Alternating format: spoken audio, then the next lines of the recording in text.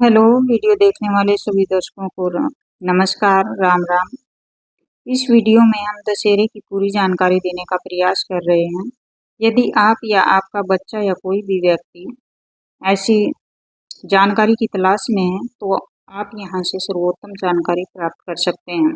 आगे बढ़ने से पहले फ्रेंड्स मैं आपको बता दूं, अगर आपको ऐसी धार्मिक और पौराणिक वीडियोज देखना पसंद है तो मेरे इस चैनल को सब्सक्राइब कर लेना, क्योंकि मैं इस तरह की वीडियोज अपने चैनल पर डालती रहती हूँ। तो चलिए वीडियो की ओर आगे बढ़ते हैं। भारत में इन दिनों त्योहारों का सीजन चल रहा है। नवरात्रों के साथ ही दशहरे का सबको बेसब्री से इंतजार होता है।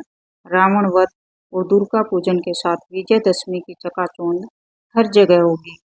दशहरे का त्योहार जहाँ बच्चों के मन में मेले के रूप में आता है, तो बड़ों को रामलीला की याद और स्त्रियों के लिए पावन नवरात्रों के रूप में यादों को जगाता है। इस वीडियो में मैं दो विषयों के बारे में बताऊंगी। एक तो दशहरे को क्यों मनाया जाता है और दूसरा इसकी पूजा सार्थक कैसे हो पाएगी। तो चलिए पहले शुरुआत करते हैं, दशहरे को क्यों मनाया जाता है। यह त्योहार प्रतीक है कि असत्य और पाप चाहे कितने भी बड़े हों, लेकिन अंत में जीत हमेशा सत्य की ही होती है। इस संसार में कहीं भी असत्य और पाप का साम्राज्य ज्यादा नहीं टिकता।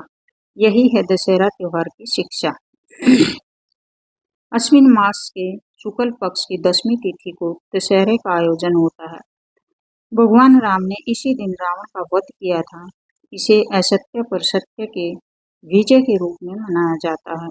इसलिए इस दशमी को विजयादशमी के नाम से जाना जाता है। इस दिन जगह जगह मेले लगते हैं।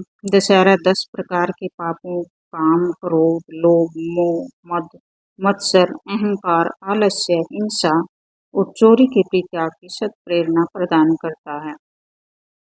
दशहरे का सांस्कृतिक पहलू भी है। यह एक पर्व एक ही दिन अलग अलग जगहों पर भिन्न भिन्न रूपों में मनाया जाता है, लेकिन फिर भी एकता देखने योग्य होती है। इस साल भी हमें आशा है कि दशहरे का त्योहार आपके जीवन से बुराइयों का अंत करेगा और समाज में नई ऊर्जा और उत्साह का संचार करेगा। दशहरे के दिन हम 3 पुतलों को जलाकर वर्षों से चली आ रही परंपरा को तो निभा देते हैं, लेकिन हम अपने मन से झूठ, कपट और छल को नहीं निकाल पाते।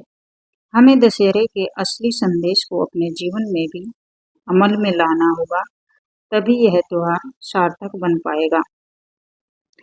आदर्श पुरुष श्री राम, क्योंकि मर्यादा पुरुषोत्तम श्री राम का चरित्र एक आदर्श पुरुष का चरित्र है, इसलिए सभी इस चरित्र और रामायण के अन्य पात्रों से शिक्षा लें। इसलिए नवरात्रों में जगह जगह रामलीलाओं का मंचन किया जाता है। राजा दशरथ को एक आदर्श पिता के रूप में, भगवान राम को मर्यादा पुरुषोत्तम व रघुकुल रीत रूपी वचनों का पालन करने के रूप में, भाई लक्ष्मण को बड़े भाई की भक्ति के रूप में, भाई भरत को भाई के प्रति, बड़े भाई के प्रति समर्पण के रूप में, कौशल्या को आदर्श माँ के रूप में हमेशा याद किया जाता है। वहीं हनुमान जी की राम भक्ति, विभीषण की सन्मार्ग शक्ति, जटायु की पराक्रम सेवा और सुग्रीव की राम सहायता हमेशा अमर रहेगी। चारों वेद और सभी 6 शास्त्रों को कंठस्थ कर लेने वाले लंकापति राजा रावण को उसके पुतले के प्रतीक में इस बार फिर जलाया जाएगा। यह रावण सदियों से जलता आ रहा है, परंतु फिर भी रावण हर साल जलने के लिए फिर सामने आ जाता है। दरअसल जितने रावण हम जलाते हैं उससे ज्यादा और पैदा हो जाते हैं। तो यह हुई एक विषय के बारे में जानकारी। अब दूसरे विषय की पूजा सार्थक कैसे हो पाएगी, चलिए जानते हैं। रामलीला मंचन के बाद दशहरे पर भले ही हम हर साल रावण जलाकर बुराई का अंत करने की पहल करते हैं, परंतु यथार्थ में रावण का अंत पुतलों को जलाने से नहीं होता। असली रावण तो हम सबके अंदर विकारों के रूप में विराजमान है। काम, क्रोध, मोह, लोभ, अहंकार रूपी विकारों को जलाकर हम पावन बन जाएं तो भगवान राम की पूजा सार्थक हो जाएगी और रावण रूपी विकारों का भी अंत हो जाएगा। इतना ही नहीं, रावण रूप में जो देश के गद्दार हैं, जो देश की शांति और इंसानियत का हनन करने वाले रावण रूप में जो व्यभिचार हैं, रावण रूप में जो भ्रष्टाचारी हैं, रावण रूप में जो हिंसावादी हैं, रावण रूप में जो घोटालेबाज हैं, रावण रूप में जो सांप्रदायिकता का जहर समाज में घोल रहे हैं, रावण रूप में जो विकास के दुश्मन हैं, उनका अंत करने से ही राम राज्य की परिकल्पना साकार हो सकती है। फिर चाहे कितने ही रावण क्यों न जला लें, जब तक घर घर गली गली गांव गांव शहर शहर बैठे रावणों का अंत नहीं होगा, तब तक विजयदशमी के पर्व को सार्थक नहीं माना जा सकता। तो आइए आज विजयदशमी पर्व पर यानी दशहरे पर भगवान राम की शपथ लें कि हम भगवान राम को आत्मसात करेंगे और भगवान राम के आदर्शों पर चलकर सारे विकारों को त्याग कर उस रावण का जगह जगह से अंत करेंगे जो हमें राम से दूर कर रहा है। तभी रामलीला और रामायण की पवित्रता और उसके प्रति श्रद्धा कायम रह सकती है।